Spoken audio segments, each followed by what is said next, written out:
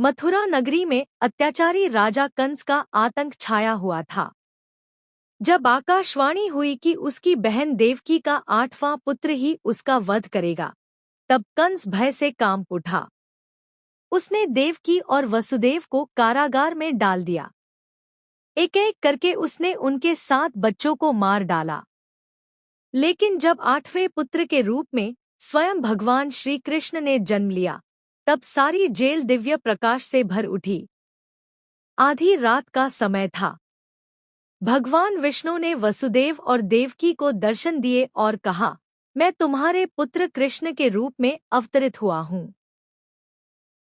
मुझे तुरंत गोकुल में नंद बाबा के घर पहुंचा दो। जैसे ही यह कहा, जेल के सारे बंधन खुल गए, पहरेदार सो गए और कारागार के द्वार अपने आप खुल गए। वसुदेव जी बालक कृष्ण को टोकरी में रखकर यमुना नदी पार करते हुए गोकुल पहुंचे। वहां उन्होंने कृष्ण को यशोदा मैया के पास सुला दिया और उनकी नवजात कन्या को लेकर वापस लौट आए। गोकुल में नंद बाबा के घर आनंद छा गया। हर ओर उत्सव मनाया जाने लगा। सभी ग्वालबाल, गोपियां और ब्रजवासी उस सुंदर बालक के दर्शन करने आते।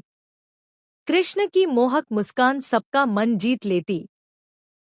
उधर कंस को जब पता चला कि देवकी का पुत्र जीवित है और गोकुल में पल रहा है, तो उसने अनेक राक्षसों को उसे मारने भेजा। उन्हीं में से एक थी भयानक राक्षसी पूतना। पूतना मायावी शक्ति वाली दानवी थी। वह सुंदर स्त्री का रूप धारण कर सकती थी। कंस ने उसे आदेश दिया, जा, गोकुल के सभी नवजात शिशुओं को मार डाल, विशेषकर उस कृष्ण को। पूतना ने एक अत्यंत सुंदर, आकर्षक स्त्री का रूप बनाया। उसने सुंदर वस्त्र पहने, गहनों से स्वयं को सजाया और गोकुल पहुंच गई।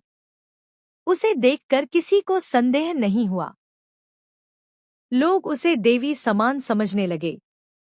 वह सीधे नंद बाबा के घर पहुंची। उस समय यशोदा मैया और रोहिणी किसी कार्य में व्यस्त थी। पूतना ने बालक कृष्ण को देखा। उनके दिव्य तेज को देखकर वह एक क्षण के लिए विचलित हुई, परंतु अपने दुष्ट उद्देश्य से पीछे नहीं हटी। उसने अपने स्तनों पर भयंकर विष लगाया हुआ था। उसने सोचा, जैसे ही यह बालक दूध पिएगा, इसकी मृत्यु हो जाएगी। पूतना ने बड़े प्रेम का दिखावा करते हुए कृष्ण को गोद में उठा लिया। यशोदा मैया उसकी सुंदरता देखकर कुछ समझ न सकी। पूतना ने कृष्ण को दूध पिलाने के लिए अपने स्तन उनके मुख में दिए। लेकिन श्री कृष्ण तो स्वयं जगत पालक थे।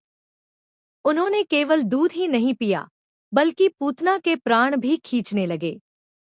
पूतना दर्द से तड़प उठी। वह अपने असली विशाल राक्षसी रूप में आ गई। उसकी चीख से पूरा गोकुल कांप उठा। वह चिल्लाई, छोड़ दो, छोड़ दो, परंतु कृष्ण ने उसे तब तक नहीं छोड़ा जब तक उसके प्राण निकल नहीं गए। कुछ ही क्षणों में पूतना धरती पर गिर पड़ी। उसका विशाल शरीर पर्वत के समान प्रतीत हो रहा था। गोकुलवासी भयभीत रह गए। यशोदा मैया दौड़कर आईं और अपने लाल को सुरक्षित देखकर उन्हें हृदय से लगा लिया। सभी ब्रजवासियों को आश्चर्य हुआ कि इतना छोटा बालक इस भयानक राक्षसी का अंत कैसे कर सकता है। तब उन्हें अनुभव होने लगा कि यह कोई साधारण बालक नहीं, स्वयं ईश्वर का अवतार है। नंद बाबा ने ब्राह्मणों को बुलाकर पूजा करवाई। पूतना के शरीर का अंतिम संस्कार किया गया। कहते हैं कि क्योंकि पूतना ने मातृत्व भाव का रूप धारण कर कृष्ण को स्तनपान कराया, इसलिए भगवान ने उसे भी मोक्ष प्रदान किया।